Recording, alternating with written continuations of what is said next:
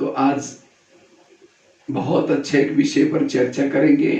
हमें स्थिति को शक्तिशाली कैसे बनाएं, स्थिति हमारी बिगड़ती क्यों, अवस्था अच्छी रहे उसके लिए हमें कौन सी धारणा करनी है। क्योंकि जिनकी स्थिति अच्छी है वो अनेक रोने वालों की आंखों के आंसू पोंछ सकेंगे। जिनकी स्थिति शक्तिशाली है उनका भविष्य का पद ऊंचा होगा। जिनकी स्थिति शक्तिशाली पावरफुल है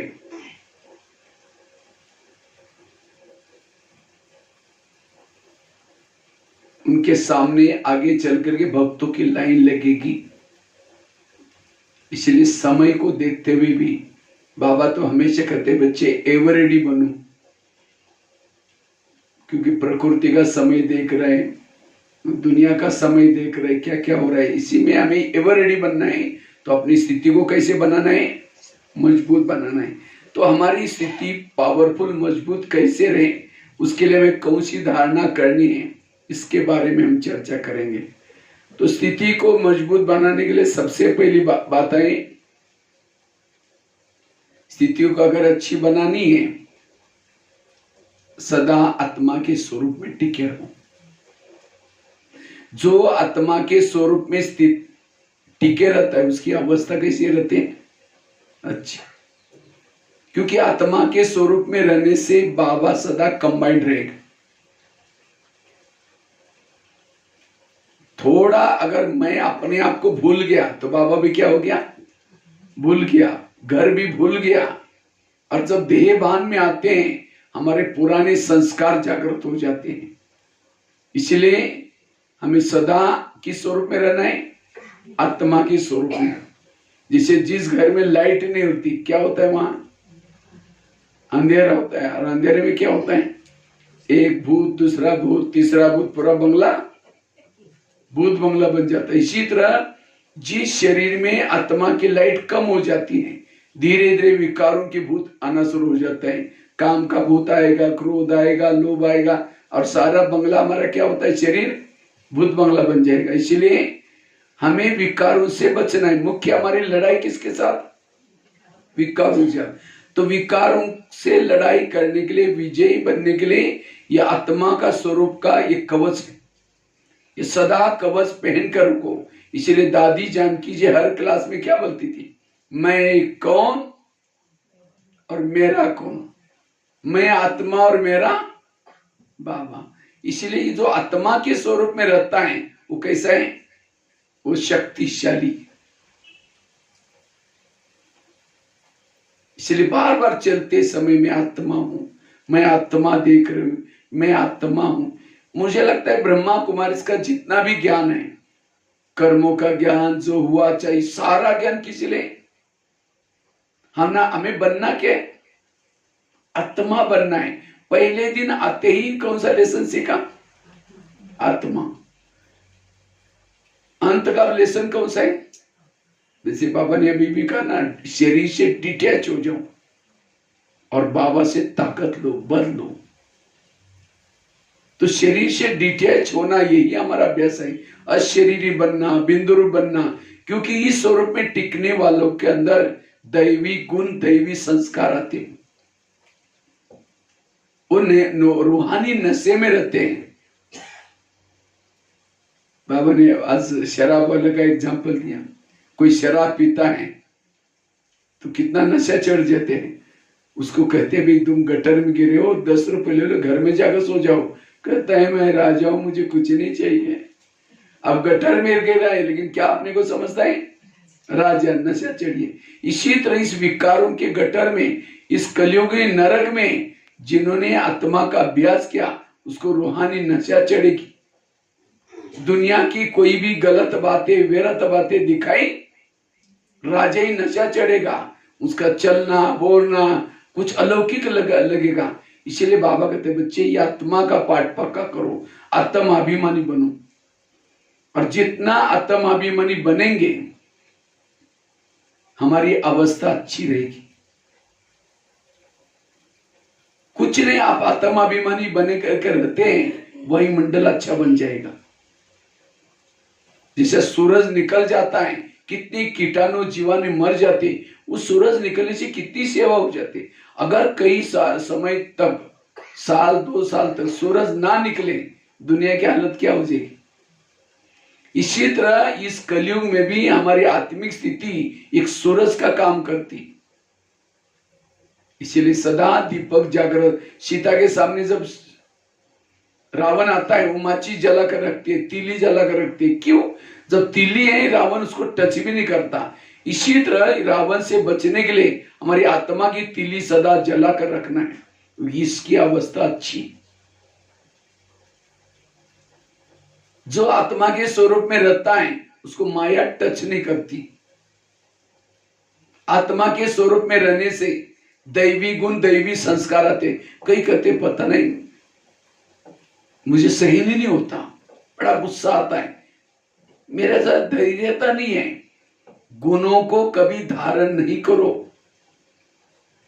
जैसे बीज बोया ही नहीं, पानी दिया ही नहीं, वृक्ष आएगा नहीं, फल भी नहीं होगी। इसी तरह जिन्होंने आत्मा का बीज बोया ही नहीं, स्मृति का पानी दिया ही नहीं, उसके जीवन रूपी वृक्ष में नम्रता, धैर्यता, सहनशीलता गुण कैसे आएंगे? गुणों का आधार है आत्मिक स्थिति। इसीलिए बाबा कहते हैं अभ्यास करो। बाबा ने ये जो 4 विषय रखे, कौन से? ज्ञान, योग, धारणा और सेवा। किस लिए रखे? आत्म अभिमानी बनने के लिए रखे। अगर मैं रोज मुरली सुनता हूं, कभी ज्ञान मिस नहीं करता हूं, तो मेरा स्वरूप क्या बनना चाहिए? आत्मा का स्वरूप। अगर मुरली सुनने के बाद फिर भी मेरा आत्मा का स्वरूप नहीं है, मैं मुरली के पॉइंट के स्वरूप नहीं बना। जो मुरली सुनकर के कोई एक भी पॉइंट का स्वरूप बनूं, उसको धारणा में लाऊं, तो आप क्या बनेंगे? पॉइंट स्वरूप बन जाएंगे। जिसके पास ज्ञान के अथाह पॉइंट है, वो पॉइंट स्वरूप में टिक सकता है। इसलिए आत्मा का अभ्यास, पॉइंट स्वरूप में रहना। अच्छा, योग का सब्जेक्ट किस लिए रखा है? किसी लिए रखा है? कई कहते हम योग, रोज योग करते, कभी भी योग मिस नहीं करते। अगर आप योग करते तो भान क्या चाहिए? आत्मा का भान। योग करने के बाद फिर भी आत्मा का भान नहीं है, इसका मतलब आपका शरीर बैठा है, मन बुद्धि परम धाम नहीं आ जाती। जिसकी सचमुच मन बुद्धि परम धाम में जाएंगी, वो कौन से स्वरूप में टिकेंगे? आत्मा के स्वरूप में टिकेंगे। तो योग भी आत्माभिमानी बनने के लिए, ज्ञान भी किस लिए? आत्माभिमानी बनने के लिए। अच्छा, ये धारणा, पवित्रता की धारणा, शुद्ध भोजन खाना, ये सब किस लिए किए? आत्माभिमानी बनने के लिए। अगर मैं धारणा करता हूं तो भी मेरा आत्मा का स्वरूप नहीं है, वो धारणा दिखावटी है, असली धारणा नहीं है। अच्छा, कई कहते हैं मैं सेवा बहुत करता हूं, तो ये सेवा का सब्जेक्ट भी किसी लिए? आत्माभिमानी बनने के लिए। ये टोटल ब्रह्मा कुमारी के ज्ञान का सार है, आत्माभिमानी बनना। क्योंकि हम सतयुग में खुश थे, देवता थे। क्यों थे? क्योंकि उस समय सभी आत्माभिमानी बनने रहे थे। इसलिए हमारे पास सोने के महल थे, पुष्पक विमान था, हम सब कुछ थे। लेकिन ये सब क्यों गया? हम देहबान में आए। बाबा परमधाम से आत्माभिमानी बनने के लिए आए हैं। सतयुग कब आएगा? जब आत्माभिमानी बनेगी। इसीलिए ये फाउंडेशन है, इसको पक्का करना है। इसी एक बातों में चले जाओ, इससे आपकी स्थिति पावरफुल बन जाएगी। जो आत्माभिमानी बनता है उसे सच्चा सुख मिलता है, और जिन्होंने आत्माभिमानी का सुख अनुभव किया उसको संसार का सुख फीका लगेगा। इसलिए आत्मा के स्वरूप का अभ्यास करो, इससे आपकी अवस्था अच्छी बनेगी। तो स्थिति को मजबूत बनाने का आधार क्या है? अशरीरी बनना, विधेयी बनना। हमारे 2 लक्ष्य है, एक है संगम का लक्ष्य, दूसरा है सत्युग का लक्ष्य। संगम का लक्ष्य क्या है? क्या है? अशरीरी बनना, विधेयी बनना, निराकारी बनना। और सत्युग का लक्ष्य क्या है? देवता बनना। ये बहुत अच्छे सेंटेंस है। जो संगम के लक्ष्य तक पहुंचेगा, सत्युग का लक्ष्य उसको अपने आप मिल जाएगा। बच्चे स्कूलों में पढ़ते, क्यों पढ़ते हैं? क्यों पढ़ते हैं? डिग्री प्राप्त करने के लिए, क्योंकि जिनके 5 डिग्री है उनको नौकरी मिल जाएगी। इसी तरह फरिश्ता बनना, अशरीरी बनना, विधेयी बनना, ये हमारी डिग्री है और देवता हमारी नौकरी है। इसलिए हमें इस स्वरूप में टिकना है, आत्म अभिमानी बनना है।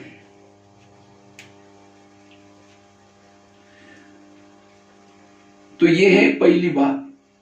दूसरी बात है, अगर स्थिति को मजबूत बनाना है, शक्तिशाली बनाना है, उसके लिए पर चिंतन की बातों से बचना। जितना पर चिंतन की बातों से बचे रहेंगे उतनी आपका अवस्था अच्छी बन जाएगी। तो अभी तो पर चिंतन तो नहीं करते होंगे ना?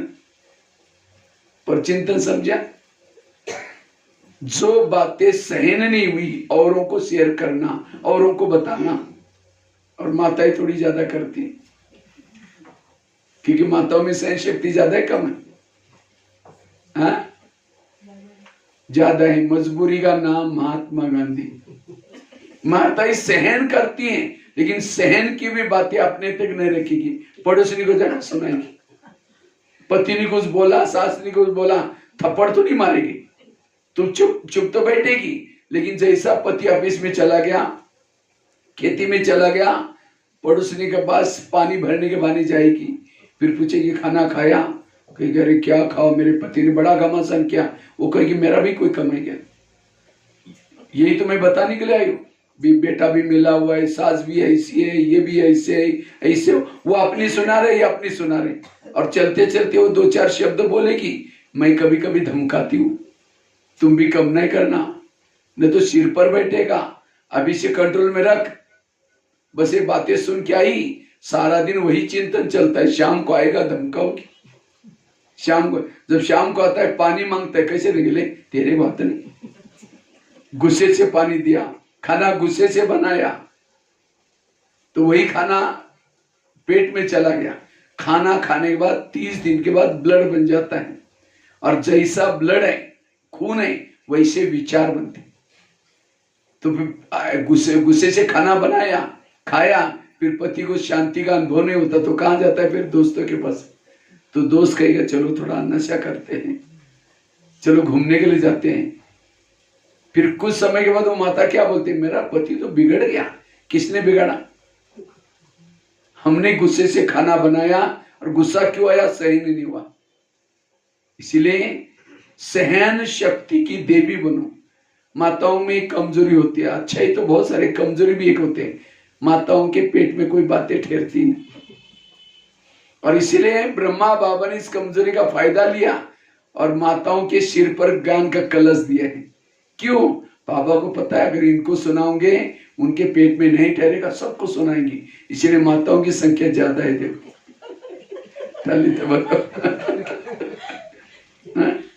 माताओं की संख्या क्लास भाई तो गिने चुने 2-4 बेटे हैं, माता कितनी सारी, क्योंकि उनको पता है माउंट आबू से भाई आने वाले, भले सर बरसात आए चाहे कुछ भी, हमें चलना है। हाँ? कोई नहीं आते हो सवेरे उसको याद दिला, आपको पता है आज एक क्लास है, आना जरूर। माताओं में ये विशेषता होती है। हाँ, तो अच्छी बातें हमें जरूर फैलानी है, लेकिन बुरी बातें अब जहर को भी अमृत बना करके पी लो। क्योंकि माताएं जब परचिंतन करते हैं, उनकी सारी पवित्रता की शक्ति चली गई, सारी गुणों की शक्ति। रोना, जो रोता है, रोना 2 प्रकार के, एक मन का रोना, दूसरा तन का रोना। इसलिए कभी भी रोना, सहनशील बनो। कुछ भी जीवन में बातें आती है, कई कहते पति सुनता ही नहीं, मेरा बेटा सुनता है, इसीलिए मैं तंग हूं, इसीलिए कभी चिंतन चलता है।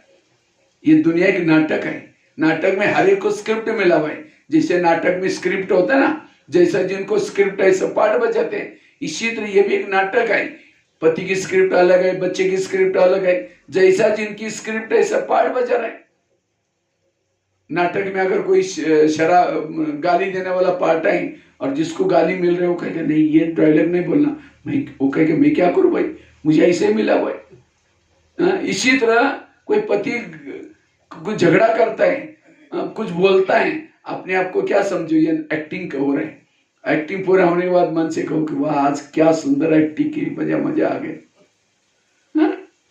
इसलिए कोई किसी का दोस्त नहीं है। अब जब नाटक में या ड्रामा में एक दूसरे को गाली देते हैं, उसके बाद दोनों फिर उनके धड़कनें बढ़ जाती है। मैं खुद शूटिंग देखा है, एक व्यक्ति ने शराब पी करके दूसरों को गाली दी। जब कैमरा ऑन करते हुए उन्होंने शुरू किया, जैसे ऑफ हो गया उसके बाद दोनों चाय पानी पीने के लिए आपस में बैठ गए।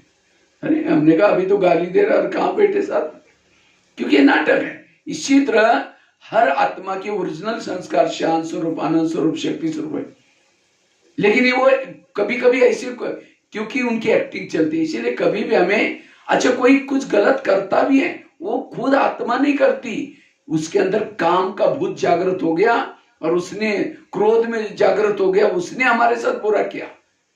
तो दुश्मन वो व्यक्ति नहीं, दुश्मन को नहीं, विकार है।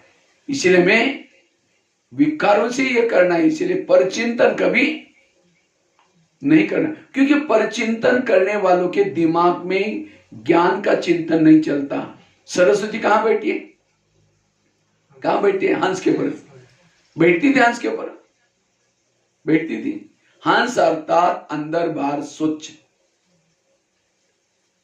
अब कोई बहन या भाई सामने नहीं है, दो चार जन मिलकर के किसी की बुराई करे, फलानी ऐसी है, वो ऐसे, अचानक आई क्या बोलेगा, ओम शांति, अभी हम आपको याद कर रहे थे, मुख में राम बगल में चूरी, उसके दिल में बाबा बैठेगा। इसीलिए स्वच्छ बनो, सुनने की स्वच्छता, देखने की स्वच्छता, और जो स्वच्छ है वो कौन है? हंस। और जो हंस है सरस्वती बेटी है। याद रखना, विद्यार्थी जीवन में, ये हमारा कौन सा जीवन है? ब्राह्मण जीवन हमारा विद्यार्थी जीवन है। तो इस विद्यार्थी जीवन में जितनी सरस्वती प्रसन्न होगी, अर्थात ज्ञान जितना दिमाग में बैठेगी, भविष्य में आपके पीछे लक्ष्य में अपने आप लग जाएगी, धन वैभव सब कुछ मिलेगा। जिन्होंने संगम युग में सरस्वती को दिमाग में नहीं बिठाया, ज्ञान दिमाग में नहीं है, लक्ष्मी के पीछे दौड़ना पड़ेगा, हर जन्म में धन के पीछे दौड़ना पड़ेगा। इसीलिए सरस्वती को प्रसन्न करो, हंस बनो। इसलिए कभी भी परचिंतन नहीं करना। परचिंतन करने से बुद्धि का ताला बंद हो जाता है। जैसे कोई फैक्ट्री से धुआं निकलता है तो गवर्नमेंट क्या करते उसको बंद कर लेते हैं। इसी तरह क्योंकि पॉल्यूशन हो जाएगा, वायुमंडल खराब हो जाएगा। इसीलिए अगर हम परचिंतन करेंगे, बाबा देखेगा, ये बाबा परमधाम से देखेगा, ये पश्चिम बंगाल के ये कौन से सेंटर से धुआं निकल रहे, करसिंग से, उसके फैक्ट्री का ताला बंद कर देगा। कई कहते जब ज्ञान में आए थे ना, पता नहीं बाबा दिखता था, अनुभव होता था, अभी लेकिन पता नहीं क्या हुआ। इसका मतलब उसके बुद्धि का ताला,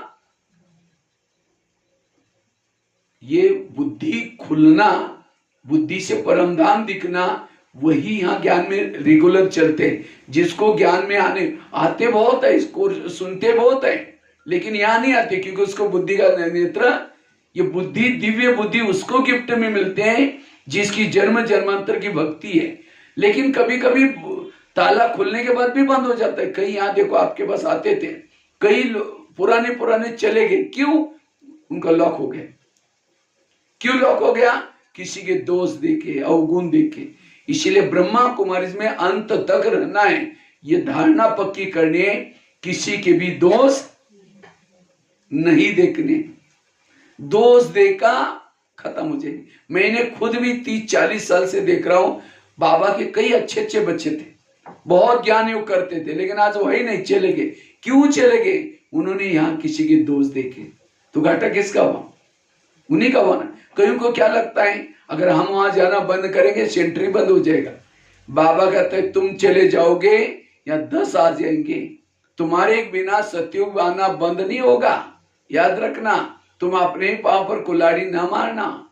इसलिए कभी भी हमें यहाँ के दोस्त, और यहाँ आने वाले कौन है? एक एक राजा की तरह है, भगवान चुनी हुई आत्माएं। इसलिए हमें दोष नहीं देखना, पर चिंतन से बचना। जैसे कोई किसी को वोमिटिंग आता है, वो कहां जाता है? वॉश बेसिन में, और उल्टी करता है। कोई उल्टी करता है, नाक बंद करके कहते उधर जा, मीटिंग देखना भी पसंद नहीं करता। इसी तरह परचिंतन कोई कहां करता है? कान में। परचिंतन की बातें कहां सुनाता है? कान में। तो परचिंतन में एक वोमिटिंग है, चटपटी चीजें देखता है, सुनता है, पेट में डाइजेस्ट नहीं हुई फिर उल्टी करता है। कहां करता है? हर एक का वाशविशन फिक्स है। उसको अगर कोई चटपटी बातें देखी उसको फोन करेंगे, वंडरफुल है आ जाओ, वो कहेगा नहीं मेरा काम है, ठीक है मैं ही आती हूं। वो वाशविशन के बाद खुद जाएगा और उल्टी करेगा। तो कान कोई वाशविशन तो नहीं है ना। वैसे आकार कैसा है? सुंदर सा वाशविशन है, बीच में एक नली भी है और हर एक का फिक्स वाशविशन है। इसलिए इससे बच करके रहना है।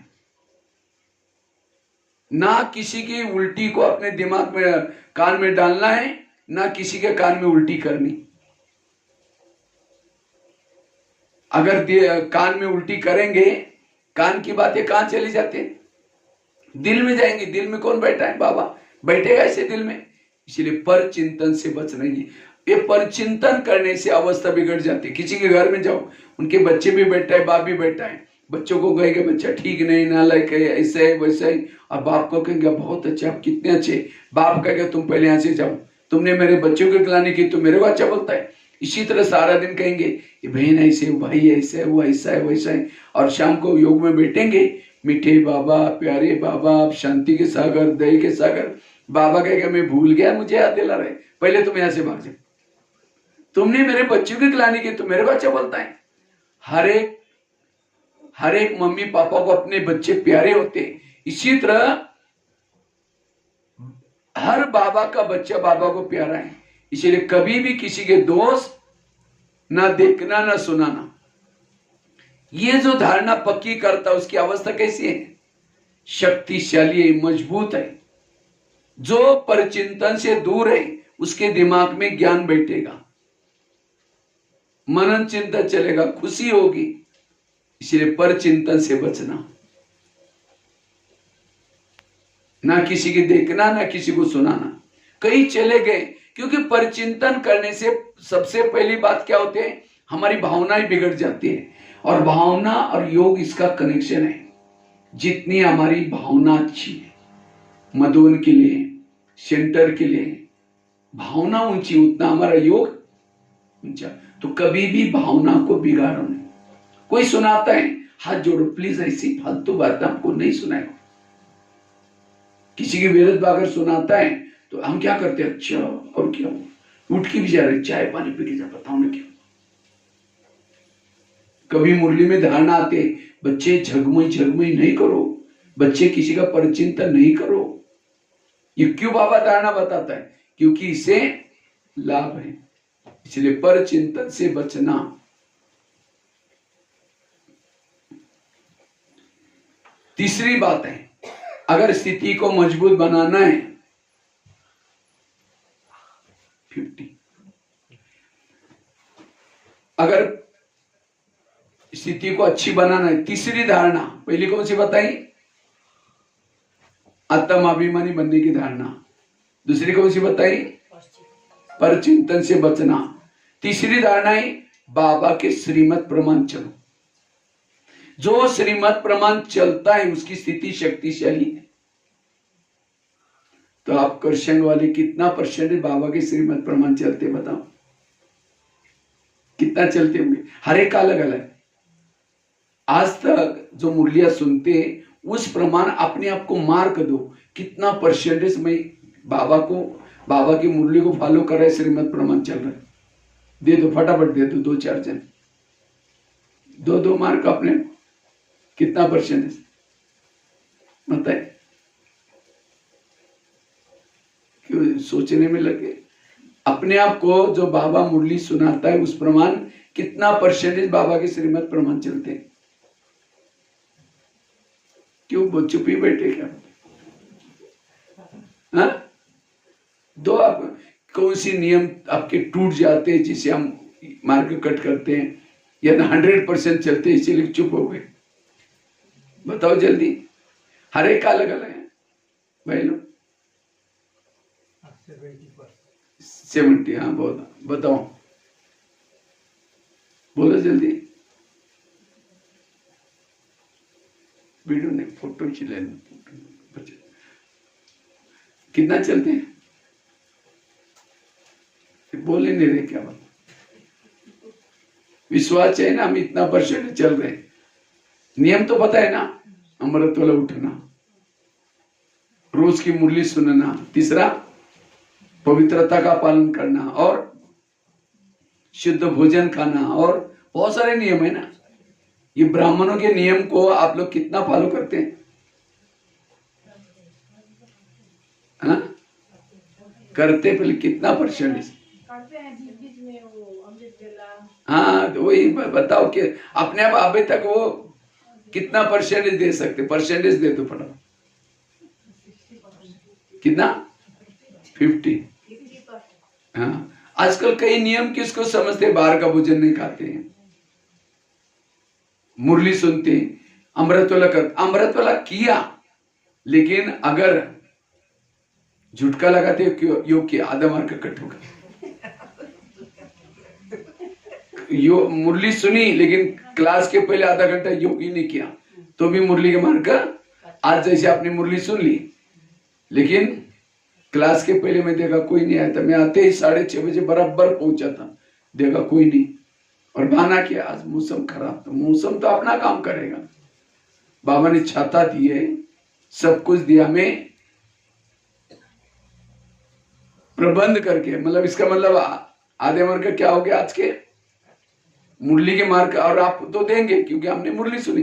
सुनने से पहले योग करने के आधे मार्क है, समझो मुरली के लिए 10 मार्क है, तो इसमें से 5 योग के और 5 फिर मुरली के। अच्छा, मुरली भी सुनी लेकिन उस प्रमाण चले ही नहीं अपन, तो भी आपको क्या हो गया? 1 मार्क मिल गया, 4 कट हो गए, क्योंकि जब धारण किया तो मुरली के टोटल मार्क। इतनी श्रीमत की गहराई है। बाहर का भोजन नहीं खाया, घर का खाया, बातें करते खाया, आधे मार्क उसके भी कट हो गए। बैच नहीं पहना, मार्क कट हो गया। यूनिफॉर्म में नहीं आए, मार्क कट हो गया। भले बाबा नहीं देख रहे हैं, लेकिन ऊपर सारे मार्क जमा हो रहे। इसलिए ज्ञान की गहराई में चलो, इसको कहते हैं आध्यात्मिक ग्रामर। जैसे ग्रामर लिखते हैं ना, तो ग्रामर में क्या होता है? समझो सेंटेंस लिखा, मैं शांति सागर की संतान हूं, शांति की मात्रा पीछे वाली मार दी, मराठी वाली, तो पढ़ने वाला कहेगा नहीं, रॉन्ग है, क्योंकि ग्रामेटिकल मिस्टेक है। इसी तरह हर कर्म विधि पूर्वक करना, ये तो इसलिए श्रीमत। लेकिन हम श्रीमत का उल्लंघन क्यों करते? कभी कभी लोक लाज आते, या फिर भी लोक लाज कम है थोड़ी। सीता कमजोर क्यों बनी? क्योंकि सीता क्या करती है? श्रीमत में क्या मिलाया? अब इनके वो साधु है, अगर भिक्षा नहीं देंगे तो नाराज हो जाएगा, श्राप देगा। ये क्या मिलाया श्रीमत में? मन मत मिक्स किया, और रावण उठा करके। इसी तरह हम भी क्या करते? अरे इनके पास तो 4 साल के बाद आए, अगर इनका खाना नहीं खाएंगे तो क्या हो जाएगा? नाराज हो जाएगा, हमें हमारे से दुखी हो जाएंगे। बाबा कहते हैं बच्चे किसी को दुखी नहीं करो, इसलिए खा लिया। उसको तो राजी किया, लेकिन भगवान को नाराज। इसलिए हमें बड़े युक्ति से चलना है, ऐसे कर्म करना है जिसे भगवान राजी हो जाए। बाबा कहते हैं माया मेरी बेटी है और तुम मेरे कौन हो? बच्चे हो। तो माया और आपका रिश्ता क्या है? भाई और बहन। कोई भी बहन भाई को थप्पड़ मारते, कब मारते हैं? कब मारते हैं? जब वो बाप का कहना नहीं मानती, तो बहन क्या करते? थप्पड़ मारते, कहते भैया ज्यादा होशियारी करे कि मेरे पिताजी का नहीं मान रहे। इसी तरह माया बहन भी हमारे पास की थप्पड़ मारते हैं जब हम नियमों का उल्लंघन करते। रात को देरी से सोए थे, अमृतला मिस हो गई, मौसम खराब हो गया, लेकिन नहीं, हमें जो बाबा ने नियम, जब तक जीना है ईश्वरीय नियमों प्रमाण चलना है, और जो ईश्वरीय नियम के अंदर है उसकी अवस्था शक्तिशाली, वो शक्तिशाली। तो स्थिति बिगड़ने का कारण है श्रीमत का उल्लंघन। इसलिए श्रीमत प्रमाण चलना। कितनी बातें हो गई? 3। चौथी बात है, हमारी स्थिति क्यों बिगड़ती है और अवस्था अच्छी बने रहे, शक्तिशाली रहे, उसके लिए हमें क्या करना है? अपने मन के संकल्पों को कम चलाना है, पॉजिटिव चलाना है, सकारात्मक चलाना है। जिसके संकल्प कम, पॉजिटिव, सकारात्मक, उनकी अवस्था अच्छी है। आजकल ब्राह्मणों के बहुत संकल्प चलते हैं। ये क्यों हुआ? क्योंकि अभी परिस्थितियां बहुत आएगी। क्यों आएगी? क्योंकि हम परिस्थिति को विदाई लेकर के जा रहे हैं। प्रकृति की परिस्थिति आएगी, लोगों के तरफ से परिस्थिति आएगी। क्योंकि हमने 63 जन्मों से एक दूसरे का साथ व्यवहार किया है, उस सबको अभी क्या करना है? चुप्त करना है। ये अभी सभी का अंतिम जन्म है। और अंतिम जन्म में जब हमारे सामने जिसका मैंने भला किया था, हमेशा अच्छा किया था, तो भी आपको आकर के विघन डालेगा, परेशान करेगा, तब हम परेशान हो जाते। ये क्यों करता है? टाली कभी एक हाथ से। अगर कोई व्यक्ति मेरे साथ उल्टा सुल्टा करता है, इसका मतलब मेरे पिछले जन्मों का इसके साथ क्या है? हिसाब क्या है? इस हिसाब किताब के गहराई में जाकर के कभी भी संकल्प नहीं चलाओ। प्रकृति के हिसाब किताब भी आएंगे, लोगों के भी हिसाब आएंगे, लेकिन मन को चुप रखना, डिस्टर्ब कभी नहीं होना, संकल्प को नहीं चलाना। क्योंकि जिसके संकल्प चले उसका मन भारी होता है, और भारी मन ऊपर उड़ नहीं सकता। और जिसके मन में संकल्प चलते हैं उसकी बुद्धि स्वच्छ बन जाती है। और मन और बुद्धि योग के साधन है। हमारे योग के साधन कौन है? मन और बुद्धि। तो माया क्या करे? वर्तमान समय बच्चों का जो कनेक्शन है, जो तारे हैं, उसको कट कर रहे हैं। और उसके लिए कोई परिस्थिति लाती है, विघ्न लाती है, फिर हम ये करते हैं, ये क्यों हुआ, ये मेरे साथ क्यों हुआ, ऐसे कैसे हुआ। जब सोचना शुरू करेंगे तो क्या हो जाएगा? फिर मन डिस्टर्ब। और जिसका मन डिस्टर्ब हुआ, बुद्धि भी डिस्टर्ब हुआ, तो योग कहां लगेगा? ना कर्म में योग, ना बैठ करके योग। इसलिए स्थिति को शक्तिशाली बनाने का साधन क्या है? संकल्प का कम चलाना, पॉजिटिव चलाना। इसलिए मन को हल्का रखो और बुद्धि को कैसे रखो? मुझे लगता है संडे की मुरली थी, बाप समान फरिश्ता बनना ही है। लेकिन फरिश्ता बनने का आधार क्या है? बुद्धि को क्लियर और मन को हल्का। और ये क्यों हल्का नहीं बनता? क्योंकि व्यर्थ संकल्प है। इसलिए व्यर्थों से बचना, क्योंकि व्यर्थों के कारण कई बीमारी होती है। इसलिए कहते हैं ना, जिसका पांव गरम, पेट नरम, दिमाग ठंडा, उस घर में कोई डॉक्टर है, उसको मार दो डंडा। पांव को कैसे रखो? गरम, पेट को नरम और दिमाग को ठंडा। अभी आ रहा है ना 21 तारीख को योगा डे मनाया जाता है। वैसे तो आपका तो पाँव गर्म रहता है, क्योंकि आपकी वॉकिंग ही यहां से सीढ़ी चढ़ते रहो, उतरते रहो। लेकिन केवल वॉकिंग करने से नहीं चलेगा, दूसरा पेट भी कैसे चाहिए? नरम। पनीर की सब्जी 4 रोटी खाएंगे, और कद्दू बनाए नाक ही मोड़ेंगे। क्या बनाया? जीभ की टेस्ट पेट में बेच। जो जीभ को अच्छा लगता है वो नहीं खाओ, पेट को जो अच्छा लगता है वही खाओ। और दिमाग को कैसे रखो? ठंडा। लेकिन आजकल दिमाग गर्म होता है, इसने मुझे ऐसा बोला, इसने मेरे साथ ऐसा व्यवहार किया। इसका मतलब ज्ञान को समझा ही नहीं, ड्रामा को समझा ही नहीं, कर्मगति को समझा ही नहीं। आज आपके घर के जितने भी लोग हैं, कोई आपको देने के लिए, कोई आपसे, और जिन्होंने लेने देने के गणित को समझा, कभी भी डिस्टर्ब।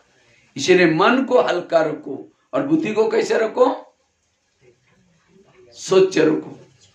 इसलिए व्यर्थ सोचना ही नहीं। मन को जो no question, no correction, no quotation, no opposition, मन चुप। और जिनका मन चुप है उनकी अवस्था अच्छी,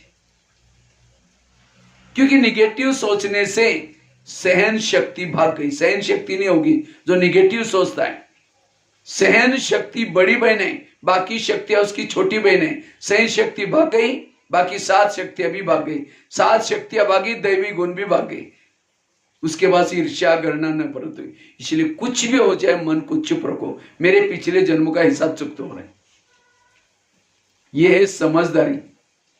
इसलिए बाबा ने ड्रामों का ज्ञान, कर्मों का ज्ञान, जो ये सारा ज्ञान किसी लिए है? व्यर्थों से बचने के लिए। समर्थ सोचना, पॉजिटिव रहना, इसी अवस्था मजबूत होगी।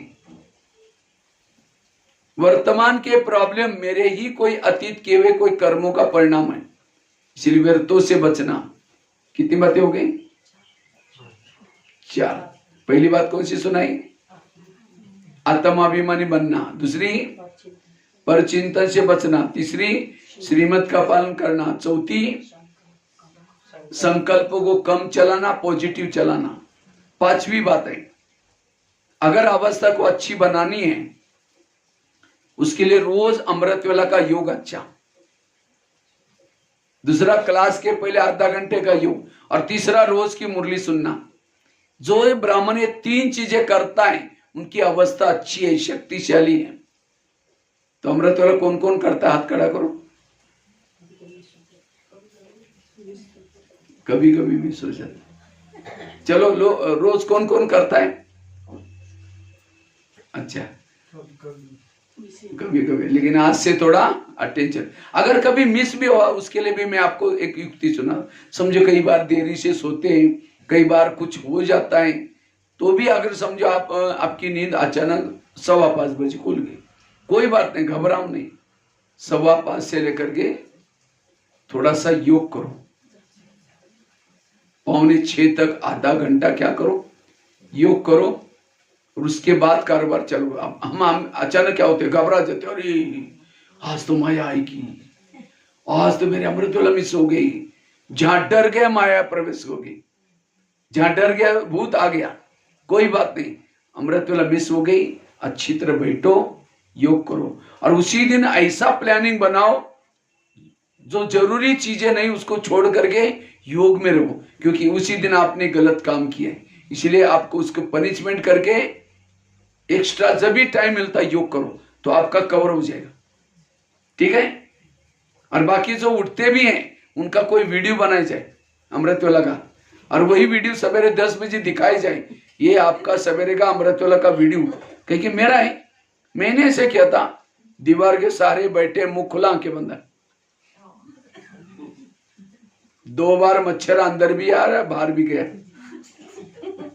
अगर ऐसा योग करेंगे स्थिति कैसी मजबूत बनेगी।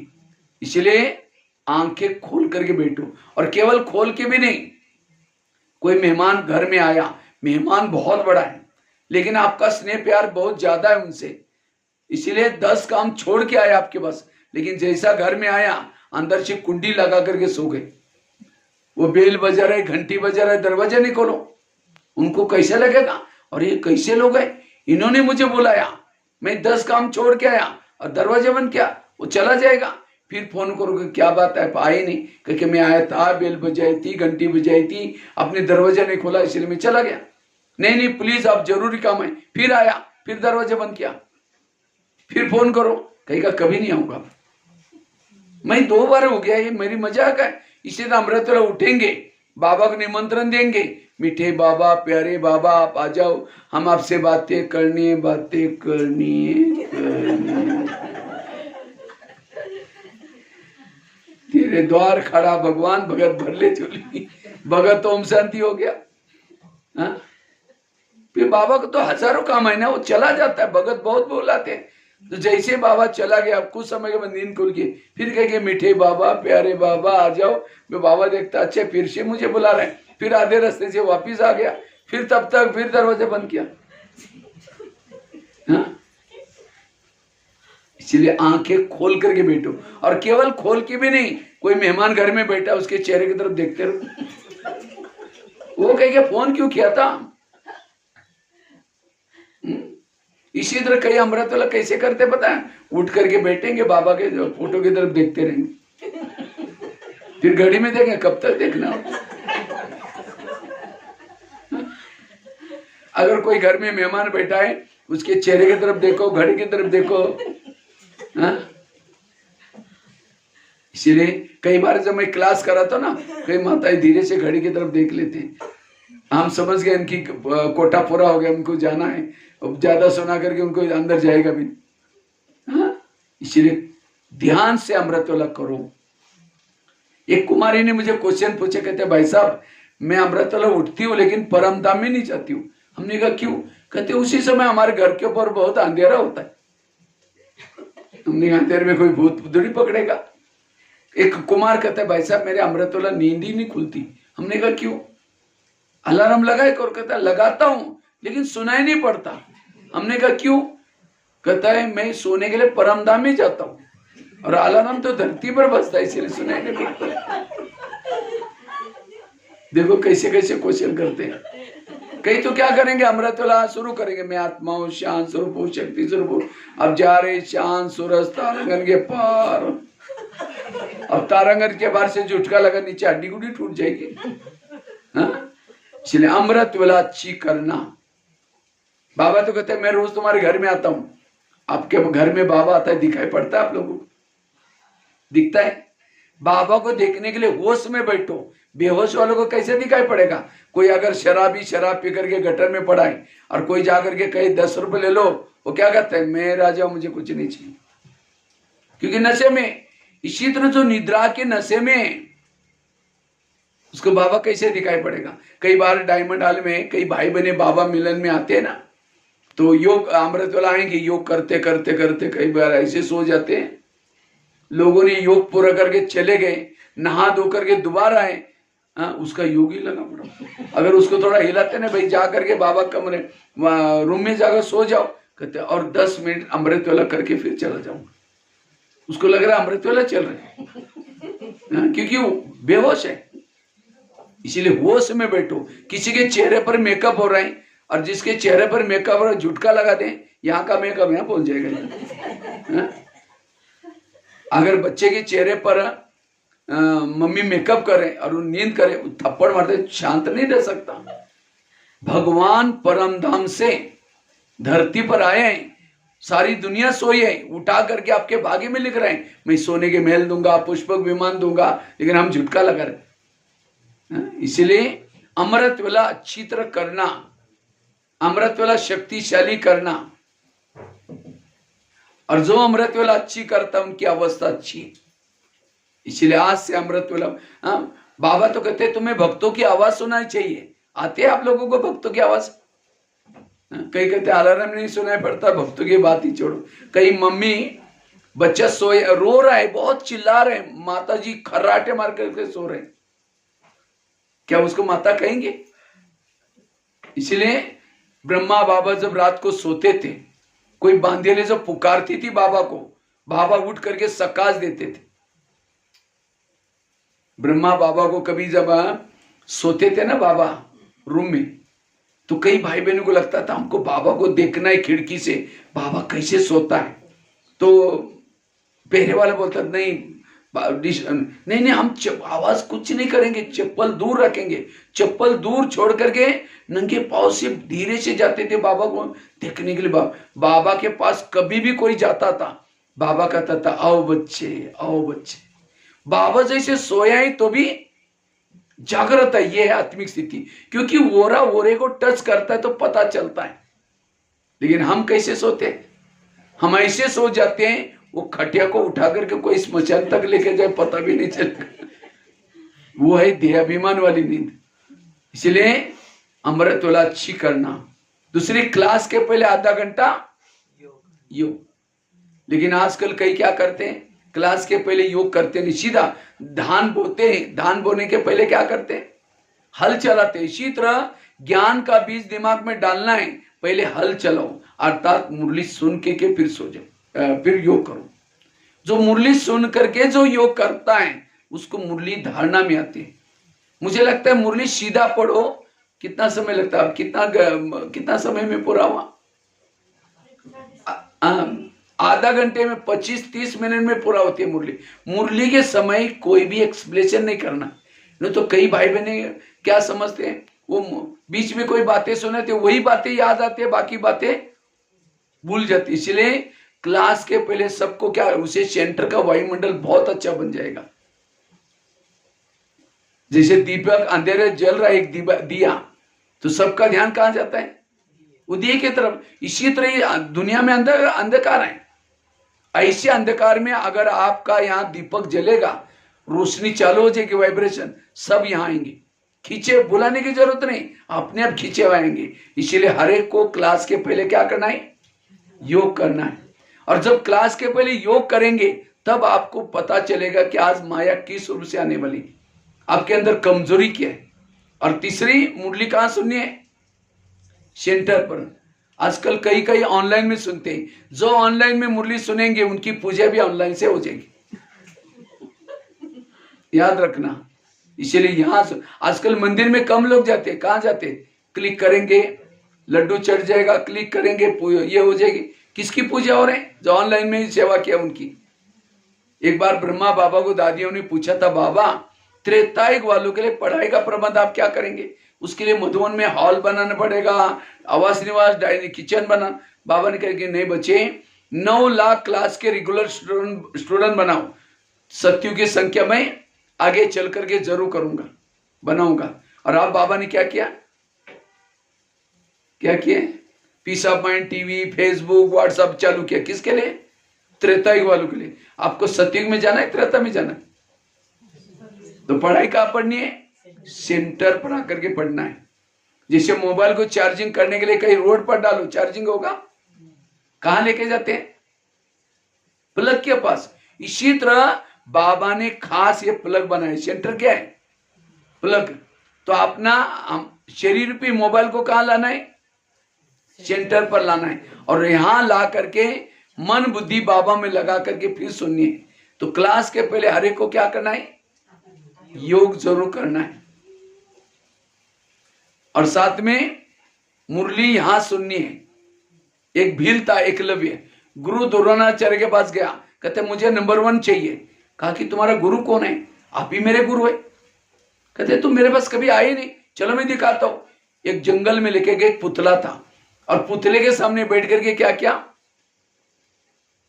सिखाता। तो भी उसको नंबर 1 नहीं दिया। नंबर 1 किसको दिया, अर्जुन को। अर्जुन सामने सिखाता। इसी तरह ये peace of mind TV Facebook WhatsApp ये भी क्या है, पुतला है। और उसमें जा करके शिवानी बहन के क्लासेस अच्छे क्लासेस सुन करके होशियार बनेंगे, नंबर 1 नहीं आएंगे। नंबर 1 बनना है तो हमें मुरली कहां सुननी है, सेंटर पर।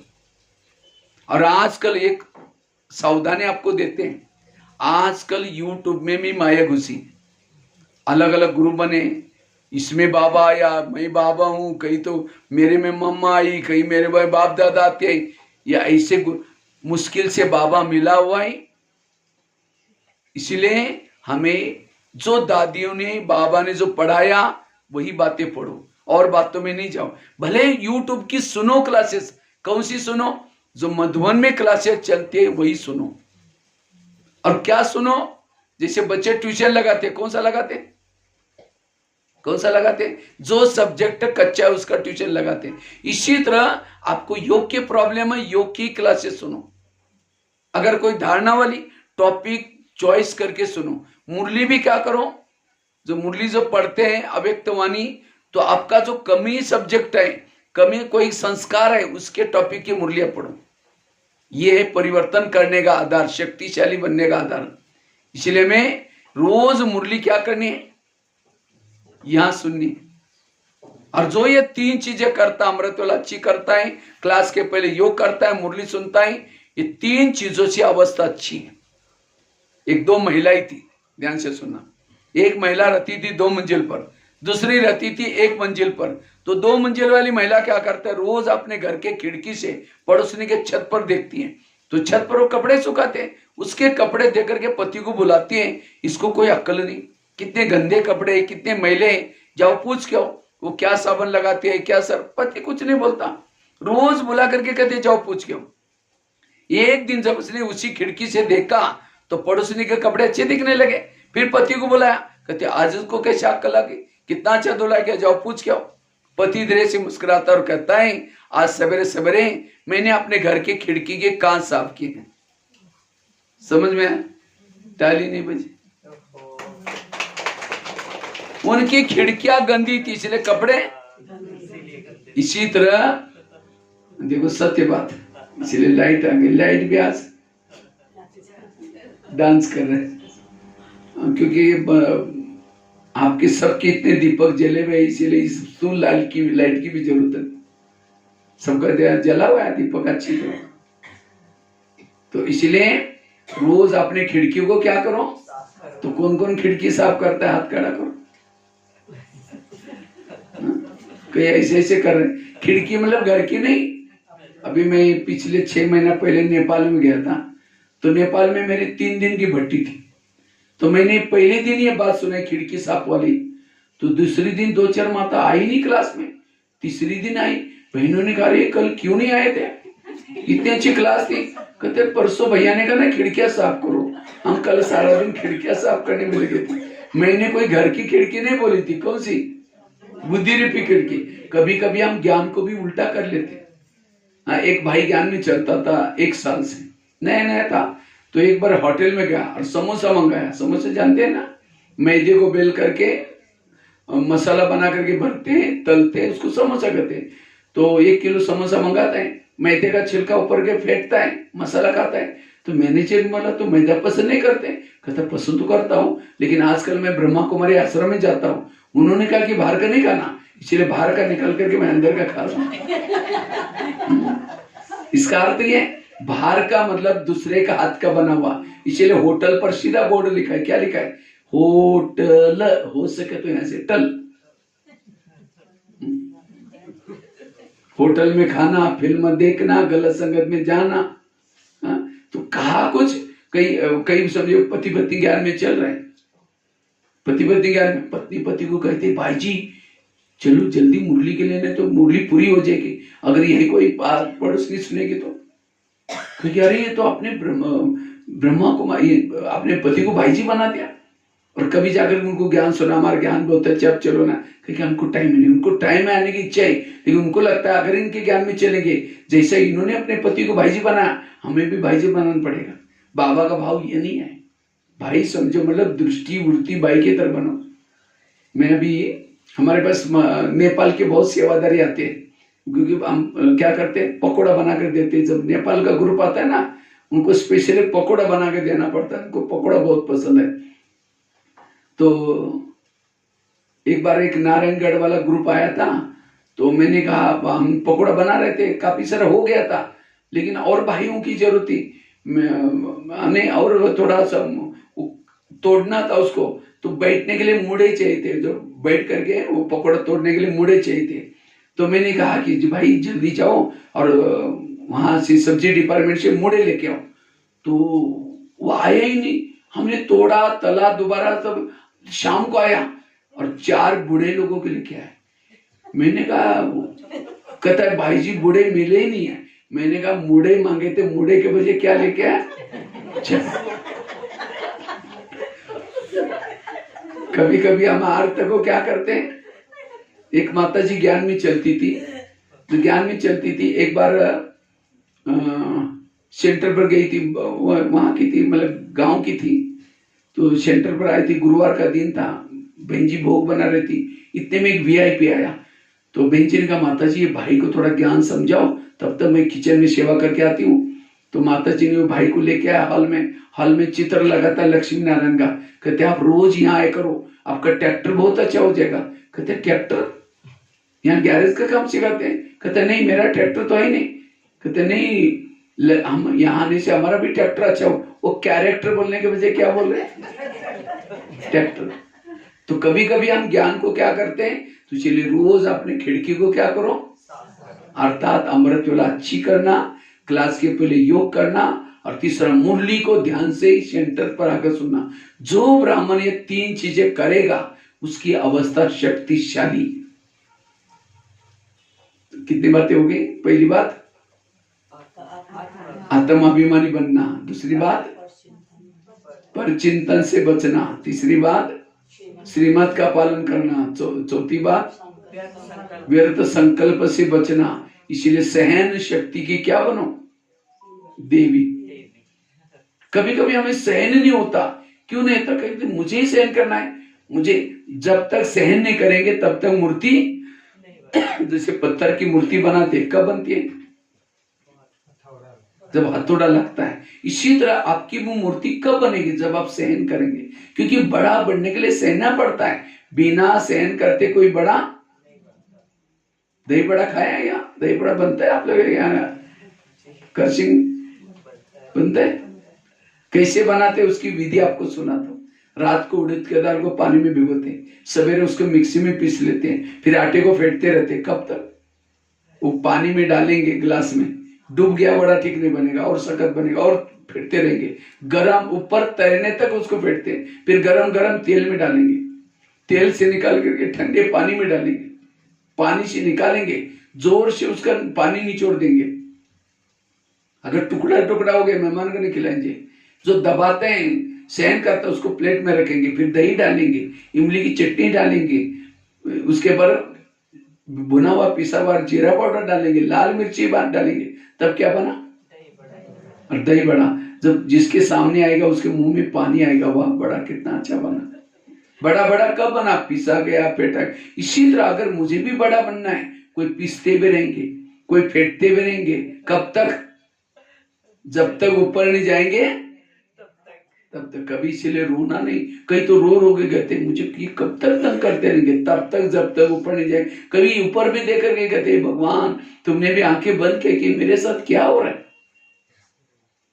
ये कब तक सहना है? जब तक ऊपर। इसलिए सहन करना व्यर्थ से कभी भी नहीं सोचना है। और जो सहनशील बनता है वो हेल्दी वेल्दी और हैप्पी। और पांचवा कौन सा बताया?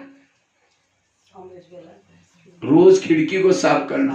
केवल अमृत वाला ही नहीं, लेकिन अमृत वाला का योग, दूसरा क्लास के पहले योग, और तीसरा रोज की मुरली यहां करके सुनना।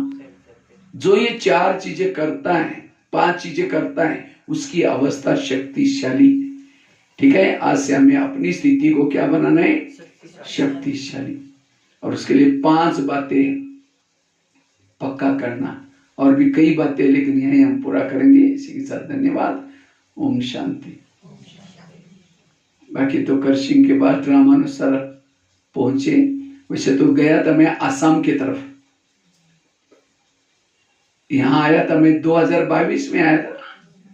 2022 उस समय भी मेरा प्रोग्राम था आसाम का, लेकिन वो प्रोग्राम अचानक कैंसिल हो गया, और फिर यहाँ आए थे। यहाँ सिक्किम में गए थे, दार्जिलिंग में आए थे। तो उस समय भी बहुत अच्छी अच्छी क्लासेस हुई थी। तो उसके बाद 22 के बाद शायद बीच में 1 साल गैप के बाद, अभी 24 चल रहे हैं ना, 24 में आए। तो आप लोगों ने ये 5 बातें सुनी, इसको प्रैक्टिकल में करना। ये कोई क्लास नहीं किया, लेकिन मैंने अपनी स्थिति को शक्तिशाली बनाने के लिए क्या किया, वो बातें मैंने आपको अनुभव के द्वारा सुनाई। तो आप ये 5 बातों के ऊपर ध्यान देना, आपकी स्थिति अच्छी बनेगी। खास तो अमृत वेला क्लास के पहले योग, और तीसरा मुरली। क्योंकि मुझे ज्ञान कैसा मिला था, आपको कई बार मैं अनुभव भी सुनाया था। एक रद्दी की किताब से ज्ञान मिला, और फिर भी कैसे अपनी अवस्था को बनाया। मैंने 3 बातें तो बहुत अंडरलाइन की, अभी भी इन 3 बातों के ऊपर अंडरलाइन करता हूं। इससे अच्छी बनेगी अवस्था। ठीक है।